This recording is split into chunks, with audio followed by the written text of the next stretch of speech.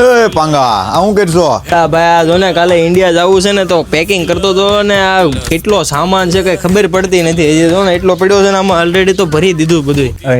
મારે પાર્સલ છે લેતો જાજે ને લાલા, મારી મમ્મી આટલું ગિફ્ટ છે. એલા મારી આ 23 કિલોની બેગ આખી ભરાઈ ગઈ છે અને ઓલરેડી હજી બીજો પડ્યો છે ને તારો સામાન આમાં ક્યાં નાખવો મારે યાર? એલા કેટલો સામાન છે એટલો, બેગ ખોલ મને જોવા દે.